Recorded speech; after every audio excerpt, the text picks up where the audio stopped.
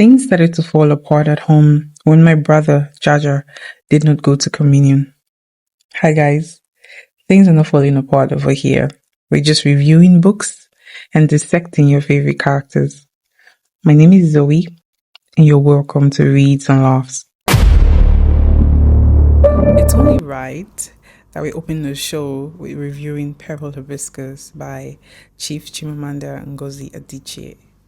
I don't think there's anyone that's a book lover that hasn't read Purple Hibiscus. Like, it is an eye-opening book for every book lover. It was everything from the characters to the very end. For those that haven't read Purple Hibiscus, the book explores themes like love, family, socio-political era, the military socio-political era.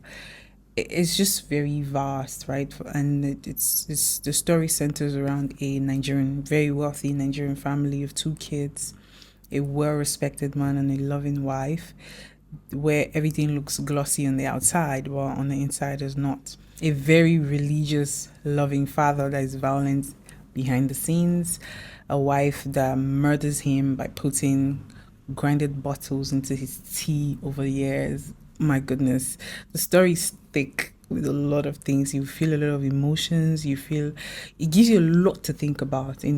Camberly's emotion for the Reverend Father, and she begins to feel like she was in competition with God for him because he cannot be with her.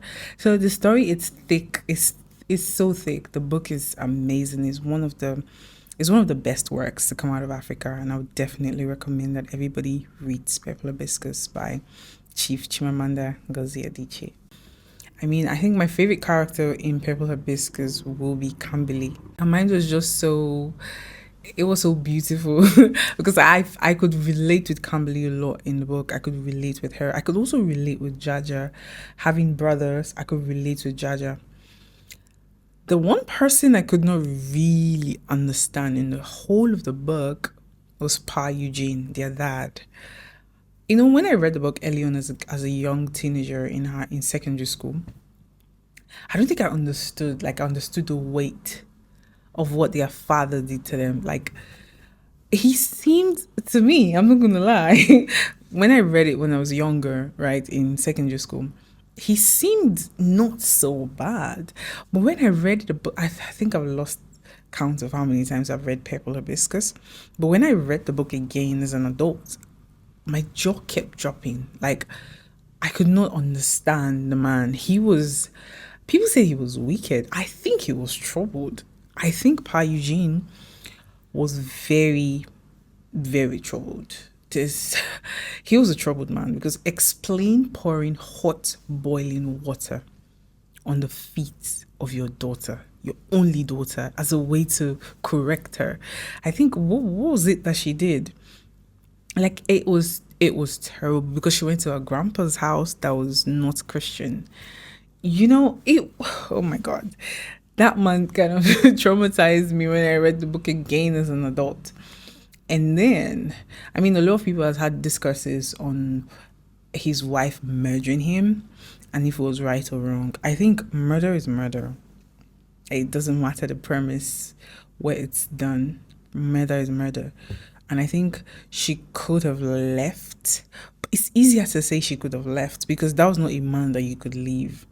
A good Christian man that does good to the society and the entire community. Like, everybody loved and adored him. So nobody really knew the kind of father or the kind of man that he was back at home. Because imagine being this religious, not missing communion, like having all the rules in the house, but hitting a chair on the womb of his wife till she lost the baby. Like, his anger was a scary one.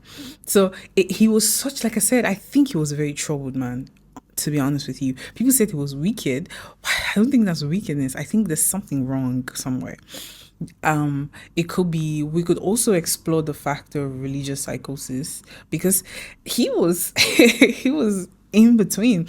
He was, I think, at his very core, he's a good man, in the sense where he has the ethics of morality. He cares about justice. He cares about fairness. He stood up against the government a lot of times. He's a newspaper. So he knew, he was quite a very aware man. He wanted better. He was socially conscious. But I think, like I said, in his bid to want to please God, or his idea of what pleasing God is like you have to be a straight line. There is no, he was so rigid to a fault. He was rigid to his kids, he was rigid to his wife. And to him, he was showing love. That was his way of showing love. And then even to his father, because his father is not a Christian, so he ostracized them and didn't want his kids hanging around those people. This is his father, right? His father that was non-Christian, or like he would call pagan or heathen, even had empathy, more empathy to give to his grandchildren than him, their father.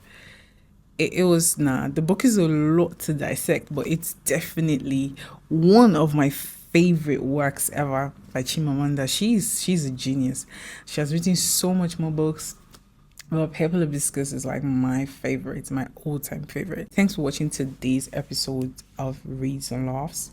I would love to know what you think about the characters in Purple Hibiscus in the comment section. And see you next time. Don't touch the dial.